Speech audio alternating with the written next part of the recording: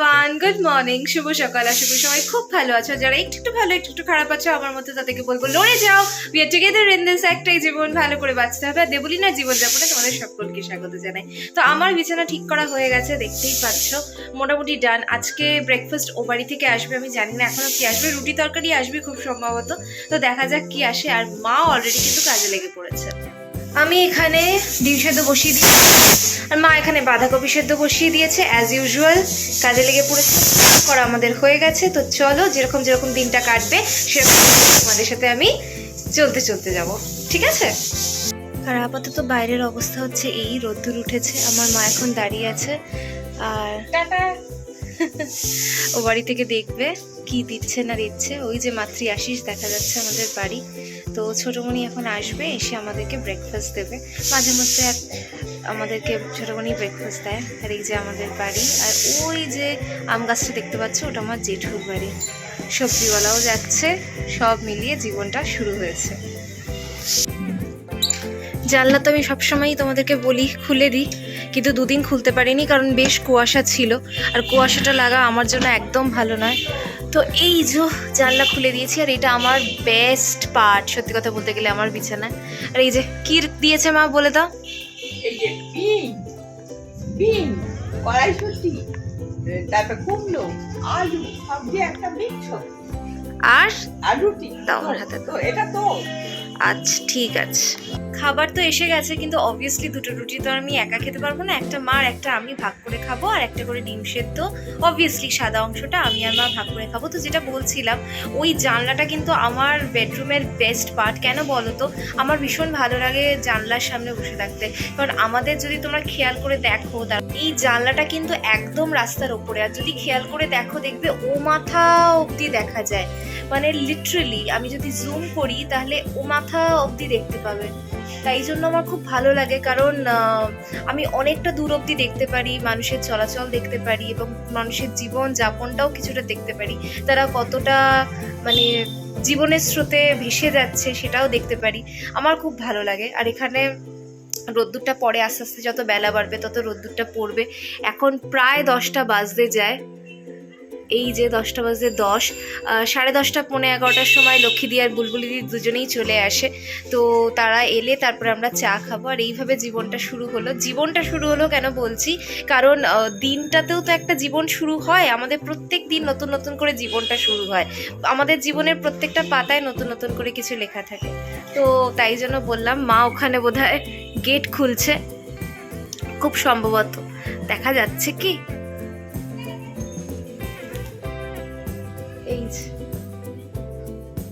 মা গেট খুলছে, বললাম না লক্ষ্মীদি বুলবুলি দিয়ে আসবে, ওই জন্য মা গেটটা খুলে রাখছে। ওরা এলে তারপরে আমরা চা খাবো, আর খাবারটা খেয়ে নিই, তারপরে তোমাদের সাথে আবার কথা বলছি।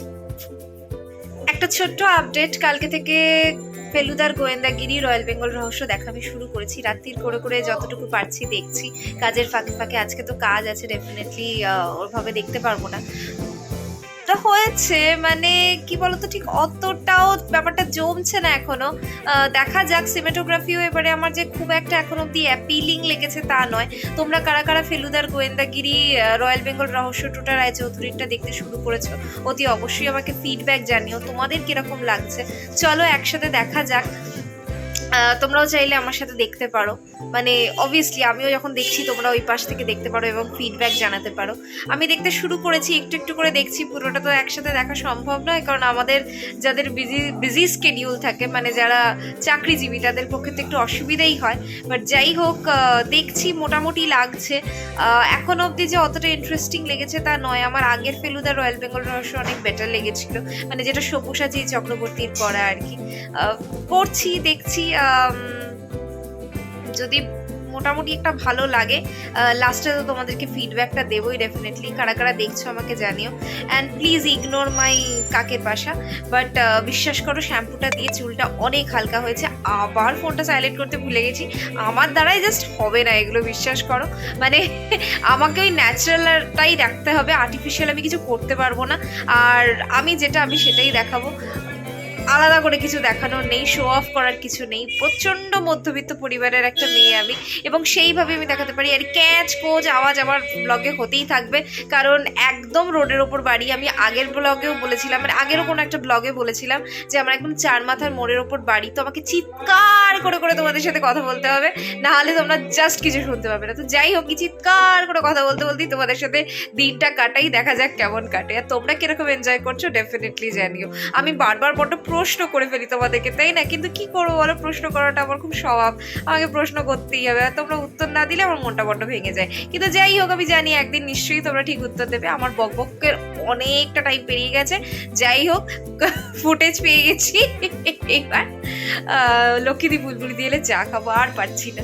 চা না হলে হয় বলো শীতকালে? আর একটা জিনিস দেখবে, দাঁড়াও, সুন্দর করে বিছানাটা গুছিয়ে রাখলাম। এই যে এই জনের কাণ্ড দেখো, এনার নাকি এত ঠান্ডা লাগছে লেপের মধ্যে ঢুকে পড়েছে। মা, ইউ হ্যাভ এনি বক্তব্য? না বাবা, আমার ঠান্ডা লাগছে, আমি কম্বলের মধ্যে ঢুকে জোরে বলো, কিছু শোনা যাবে না। বলছি আমার খুব ঠান্ডা লাগছে, আমি কম্বলের মধ্যে ঢুকে পড়ি। ব্যাস, শীতকালে বিছানা কি অত গোছানো থাকে? শীতকালে বিছানা অগোছালো থাকে। তাহলেই বোঝো কাণ্ড। কমেন্ট করে জানিও তোমাদের কিরকম লাগছে, তোমাদের কি মানে তোমরাও এগ্রি করো এটার সাথে, নাকি তোমাদের মনে হয় না ঠিকঠাক ভাবেই বিছানাটা গুছিয়ে রাখা উচিত? এই যে আমি সকালের পর আর তোমাদেরকে কোনো ক্লিপ দেখানো হয়নি, কারণ কাজে ব্যস্ত হয়ে গেছিলাম। সব কাজগুলো আস্তে আস্তে গুটিয়ে নিলাম, কারণ 4টের সময় আমাকে বেরোতে হবে। জেঠুর আজকে ইএনটির কাছে অ্যাপয়েন্টমেন্ট আছে, তো আমি যাব। এখন প্রায় বাজে 1টা, এবং লাঞ্চের টাইম বুঝতেই পারছো। তো চলো দেখা যাক লাঞ্চে আজকে কি আছে। বলো মা, আজকে লাঞ্চে কি অবস্থা? দাঁড়াও, আমি এদিকে চলে আসি। আচ্ছা। আজকে রান্না হচ্ছে মুসুরির ডাল সেদ্ধ, শসা, পেঁয়াজ কাটা, আর উচ্ছের ঝাল, বাঁধাকপি সেদ্ধ, পমফ্রেট মাছের ঝাল। বাহ, পমফ্রেট মাছ আমার খুব পছন্দের মাছ। তোমাদের কাদের ফেভারিট বলো? ভাত দুদিনের করে ফেলেছে, ভাত এতটা লাগবে না। আর এইটা হচ্ছে আমার জিরের জল, যেটা আমি আফটার লাঞ্চ খাই। এটা গাট হেলথের জন্য খুব ভালো, এবং ওয়েট লস জার্নিতে যারা আছো তাদের জন্য খুব ভালো। তো ট্রাই করতে পারো তোমরা। এটা নিয়ে আমি একটা ডিটেলসে কখনো বলবো তোমাদেরকে। তো মা ভাত টাত বেড়ে নিক। আলু সেদ্ধও দেওয়া হয়েছে দেখছি, ওটা কি রাত্রিরের জন্যে? কি জানি কেন করেছে, জানি না। যাই হোক, চলো তাহলে আমরা খেয়ে নিই। তোমরাও ঠিক লাঞ্চ টাইমে লাঞ্চ করে নিও, সঠিকটা খেও, ভালো খেও, বেছে খেও, বুঝে খেও। আবার আসছি পরে। হ্যালো এভরিওয়ান, গুড মর্নিং, শুভ সকাল। কালকের পর আর কোনো ক্লিপ তোলা হয়নি, মানে আফটার লাঞ্চ আর কোনো ক্লিপ তোলা হয়নি, কারণ তাড়াতাড়ি আমরা বেরিয়ে গেছিলাম 4টের সময়। তোমাদেরকে যেরকম বলেইছিলাম যে জেঠুর ইএনটির অ্যাপয়েন্টমেন্ট রয়েছে, তো দেখানো হয়েছে ওটা সল্ট লেকে। জেঠুর ইএনটি রিলেটেড এন্ডোস্কোপি হয়েছে, কিন্তু সেরকম কিছু দেখা যায়নি ভোকাল কর্ডে, which is a good sign. কিন্তু থাইরয়েড গ্ল্যান্ডের নডিউলস পাওয়া গেছে, যেগুলো খুব স্মল, খুব ছোট, কিন্তু স্টিল দে আর নডিউলস।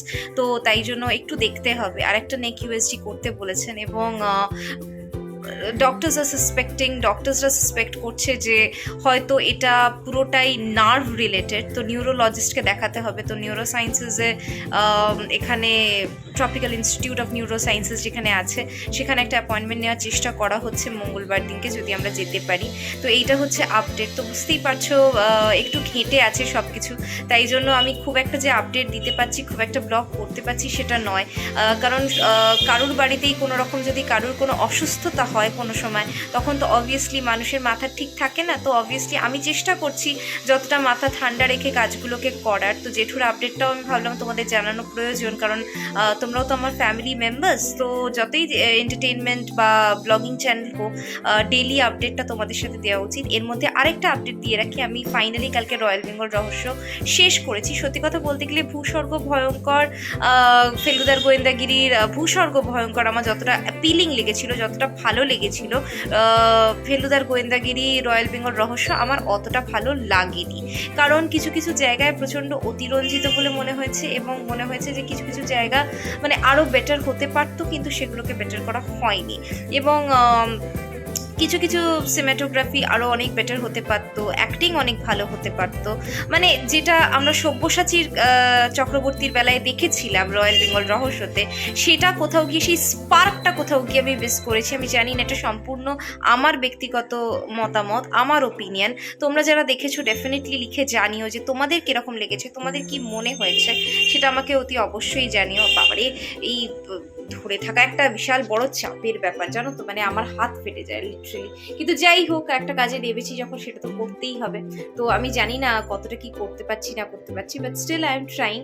খুব একটা বেশি আপডেট যে দিতে পারছি তা নয়, তো কিছু করার নেই, বুঝতেই পারছো ফ্যামিলি সিচুয়েশন খুব একটা ভালো নয়, আমাদের সকলেরই মন মেজাজ খারাপ আছে। কিন্তু আমি একটা জিনিস সবসময় শিখেছি যে বিপদের সময় মাথা ঠান্ডা থাকতে হয়, ঠান্ডা রাখতে হয়। এবং দেখেছো, কথা বলতে গেলে কথা জড়িয়ে যাচ্ছে, কারণ এত কিছু একসাথে চলছে যে সব কিছু মিলিয়ে মিশিয়ে, যেরকম আমার ছোট পিসি আবার কালকে যাদবপুর চলে যাচ্ছে, যাদবপুর চলে যাওয়ার জন্য তার সমস্ত মেডিসিনস গুছিয়ে দেওয়া, সেগুলো আনানো, সেইগুলো সব কিছু করতে হচ্ছে। তো সব কিছু একসাথে চলছে। আমার বাড়িতে আমি একমাত্র ছোট মানুষ, বাদ বাকি সবাই মানে ছোট, মানে ইয়াং আমি একমাত্র, বাদ বাকি সবাই এজেড। তাই জন্য অবভিয়াসলি সবার দায়িত্বটা আমার ওপরই পড়ে। তো সেটা খুব স্বাভাবিক ব্যাপার, এবং আমি সমস্তটা দিয়ে চেষ্টা করি যে সেই দায়িত্বগুলো পালন করার। জানি না কতটা করতে পারছি, but still I am trying. তো এটা তোমাদের কাছে যারা ছোটরা দেখছো, তাদের কাছে কিন্তু একটা শিক্ষণীয় জিনিস যে বিপদের দিনে আমি একটা কথা বলবো, মাথা ঠান্ডা রাখবে এবং কেয়ারফুলি ডিসিশনসগুলো নেবে। তাতে দেখবে পেশেন্টের ভালো হবে, তোমাদেরও অনেক সুবিধে হবে, এবং কাজগুলো খুব সঠিকভাবে হবে। তো যাই হোক, একটা কথা থেকে আরেকটা কথায় চলে যাচ্ছি হয়তো, কিন্তু রয়্যাল বেঙ্গল রহস্য যারা যারা দেখেছো তারা অতি অবশ্যই আমাকে লিখে জানিও যে তাদের কিরকম লেগেছে। আমার মোটামুটি লেগেছে, টু বি ভেরি অনেস্ট। আবারও বলছি, আরও অনেক বেটার হতে পারতো, কিন্তু হয়নি। চুলটুলের অবস্থা বুঝতেই পারছো, খুব একটা ভালো নয়। কারণ কালকে এসে জাস্ট বিছানায় বডিটা ফেলে দেওয়ার মতো করে ফেলে দিয়েছিলাম, কারণ কালকে আমরা প্রায় 10টা নাগাদ বাড়ি ফিরেছি। তারপরে এসে মার প্রেশার খুব হাই ছিল, প্রায় 150-র ওপর ছিল। তো প্রেশারটা মেপে মাকে তাড়াতাড়ি মেডিসিনসগুলো দিয়ে প্রেশারটাকে নর্মাল করলাম। মা আজকেও আবার বেরিয়েছে ওষুধ আনতে, যেহেতু আমি বাড়িতে বসে এই কাজগুলো করছিলাম, মানে অ্যাপয়েন্টমেন্ট করা, কিউএসজির জন্য আরেকবার একটা নেওয়া। তো এই জিনিসগুলো তো করতে হয়। তো যাই হোক, আমি আর ব্লগটা বেশি বড় রাখছি না, অনেক বক হয়তো করে ফেললাম, কিন্তু তোমাদেরকে এই আপডেটসগুলো না দিলে আমার মনে হতো খুব ইনজাস্টিস করা হবে। কারণ আমি তো আমার জীবনে, তোমরা হয়তো ভাবছো যে কেন ব্লগ আসছে না, কেন আমি কোনো আপডেট দিচ্ছি না। তো এই কারণে আপডেট দিচ্ছিলাম না, এই কারণে সেরকম কোনো ব্লগ আসছিল না, ইন্টারেস্টিং কিছু হচ্ছিল না। যাই হোক, আমি তো বলেইছি যে আমার জীবনটা খুব বোরিং, কিন্তু তার মধ্যেও আমি চেষ্টা করি যতটা সত্যি, যতটা রিয়ালিটি তোমাদের সামনে তুলে ধরার, এবং একটা মানুষের জীবনযাপন কতটা লড়াইয়ের মধ্যে দিয়ে কাটে সেটা তোমাদের কাছে তুলে ধরা। সেটা যদি তোমরা আপন করে নাও, তাহলে আমি খুব ব্যথিত হব। তো যাই হোক, আজকের মতো ব্লগটা এখানেই রাখছি। আবার দেখা হবে অন্য কোনো দিন, অন্য কোনো ভোরে, অন্য কোনো সকালে, অন্য কোনো আলোয়, অন্য কোনো ব্লগ নিয়ে। ততক্ষণের জন্য সবাই ভালো থেকো, সুস্থ থেকো। আর আমার ভিডিওস যদি ভালো লাগে তাহলে অতি অবশ্যই লাইক, শেয়ার অ্যান্ড সাবস্ক্রাইব করে আমার পাশে থেকো। ভালো থেকো সবাই, টাটা, দুক্কা দুক্কা।